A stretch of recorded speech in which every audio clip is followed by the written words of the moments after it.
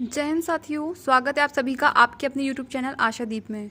Friends, जिन्होंने भी इस चैनल को सब्सक्राइब नहीं किया है वैसे सब्सक्राइब कर लें और पास में बेल आइकन पर क्लिक करें ताकि मेरे द्वारा जो भी इंपॉर्टेंट वीडियो डाला जाता है वो आप तक ईजिली पहुंच सके। और आपके पास जितने भी ग्रुप्स हैं फेसबुक के, उस पर भी इस लिंक को शेयर कर कीजिए। जैसा कि आप सभी को बताया, हम हिंदी के 3 लेक्चर पढ़ चुके हैं। हम इसमें हिंदी भाषा के इतिहास और के बारे में जाना था, भाषा लिपि व्याकरण के बारे में हमने जाना था।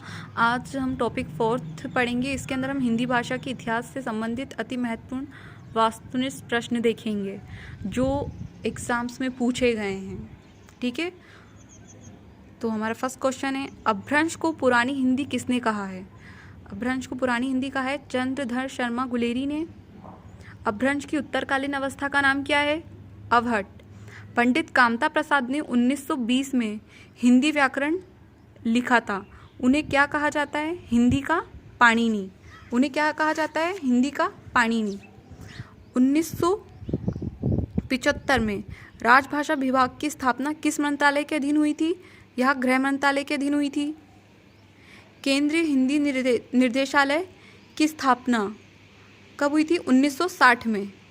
राजभाषा अधिनियम 1963 में हिंदी के अतिरिक्त किस भाषा को भी संघ की सभी सरकारी प्रयोजनों के लिए उपयोग किए जाने की व्यवस्था की गई थी? तो यह कौन सी भाषा थी? हिंदी के साथ साथ अंग्रेजी।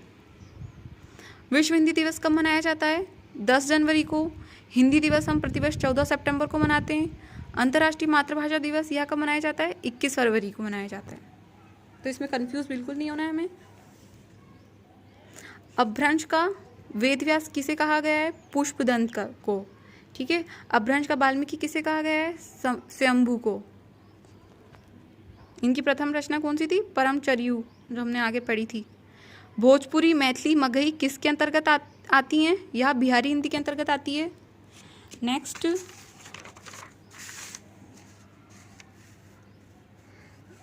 देवनागरी लिपि की उत्पत्ति कैसे हुई है? ब्राह्मी लिपि से।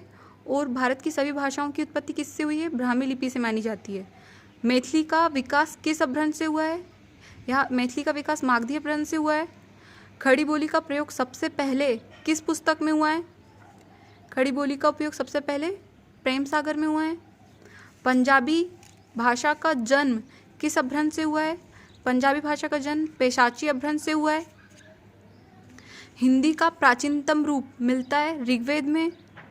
हिंदी साहित्य सम्मेलन प्रयाग की रचना कब हुई? यह 1910 ईस्वी में हुई थी। हिंदी की मूल उत्पत्ति काहे से मानी जाती है? पाली से। एकमात्र बोली जिसको संवैधानिक स्थान मिला हुआ है वो कौन सी है? मैथिली। 1900 से 1947 तक हिंदी भारत की राष्ट्रभाषा थी। 1947 के बाद यह राजभाषा बनी। सर्वप्रथम आमिर खुसरो ने मध्य प्रदेश की भाषा के लिए हिंदी शब्द का प्रयोग किया। नेक्स्ट क्या है? मैथिली कोकिल किसे कहा जाता है? विद्यापति जी को।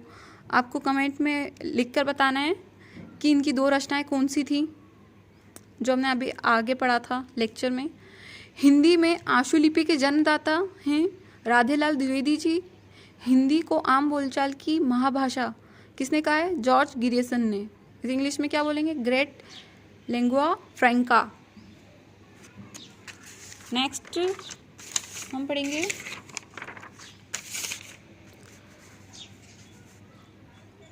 जॉर्ज अब्राहम ग्रियर्सन द्वारा सर्वप्रथम हिंदी को उपभाषाओं व बोलियों में वर्गीकरण प्रस्तुत किया था।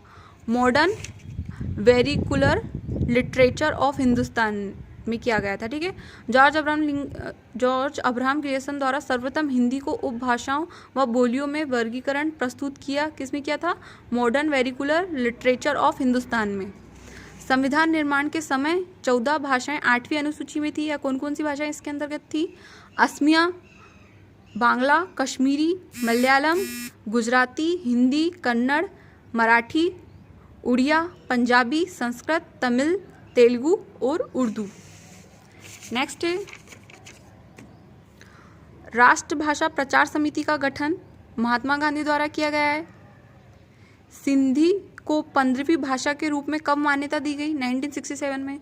हमने जो भाषाओं का गठन में पढ़ा था इसको, जो हमारा प्रीवियस लेक्चर था उसके अंतर्गत कौन कौन सी भाषा किस किस संविधान संशोधन के द्वारा जोड़ी गई है। इसको आपको बिल्कुल याद करना है। 15वीं 16वीं 17वीं 18वीं 19वीं 20वीं 21वीं 22वीं भाषा कौन कौन सी है, ये आपका वर्क है, आप जरूर करें इसे। गोवा की स्वीकृत राजभाषा है कोंकणी। भारत में सर्वाधिक बोली जाने वाली दूसरी भाषा कौन सी है? तेलुगु।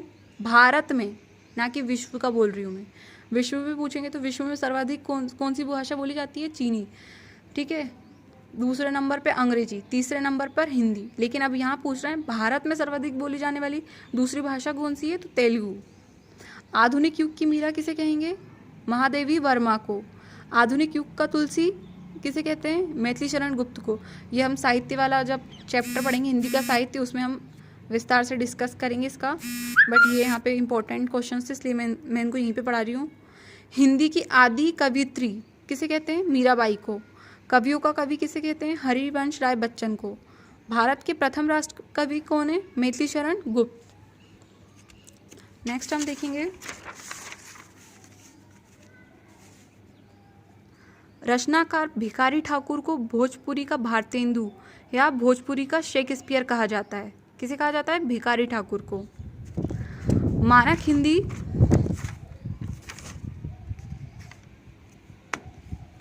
मानक हिंदी का मूलाधार क्या है? खड़ी बोली है। पहाड़ी हिंदी, गढ़वाली, कमाऊनी और मंडियाली का विकास किस अपभ्रंश से हुआ है? या खस अपभ्रंश से हुआ है। अवधी, बघेली, छत्तीसगढ़ी जो कि पूर्वी हिंदी में आती है, इसका विकास किस अपभ्रंश से हुआ है?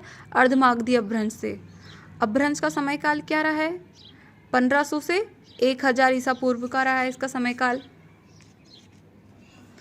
हिंदी का विकास क्रम क्या क्या है? पूछ लेंगे आपसे यहाँ। वैदिक संस्कृत, लौकिक संस्कृत, पाली, प्राकृत, अपभ्रंश, अभट एंड देन हिंदी। तमिल, तेलुगु, मलयालम जो कि दक्षिण भारत की भाषाएं हैं, किस भाषा परिवार की हैं? या द्रविड़ भाषा परिवार की। हिंदी कौन सी भाषा परिवार की भाषा है? बहुरूपी भाषा परिवार की। विभाषा का क्षेत्र बोली से बड़ा होता है। विभाषा का जो क्षेत्र होता है वो क्या होता है? बोली से बड़ा होता है। भाषा वाचिक ध्वनि संकेत है। भाषा कैसे संकेत है? वाचिक ध्वनि संकेत है। यह भी हमें फिलिंग द ब्लैंक्स के रूप में आया था। भाषा शब्द किस धातु से निकला है? भाष धातु से। भाषा उच्चारण अवयवों से उच्चारित यादृच्छिक ध्वनि प्रतीकों की व्यवस्था है। भाषा उच्चारण अवयवों से उच्चारित यादृच्छिक ध्वनि प्रतीकों की व्यवस्था है। यह भी हमारे MPSI में पूछा गया क्वेश्चन है। बिहारी हिंदी, बांग्ला, ओडिया, असमिया का विकास किस अपभ्रंश से हुआ है? यह मागधी अपभ्रंश से हुआ है। 11वां विश्व हिंदी सम्मेलन कब हुआ और इसकी थीम क्या थी? ये आपका होमवर्क है, आपको इस कमेंट में बताना है इसका आंसर क्या है। और भारत में जितने भी सम्मेलन हुए हैं विश्व हिंदी सम्मेलन, वो भी आपको कमेंट में टाइप करके बताना है, ठीक है। मिलते हैं हमारे नेक्स्ट लेक्चर में। अब हम वर्ण विचार पर डिस्कस करेंगे, वर्णमाला वाला टॉपिक हम उठाएंगे। तब तक के लिए इस लिंक को ज़्यादा से ज़्यादा शेयर करो। धन्यवाद।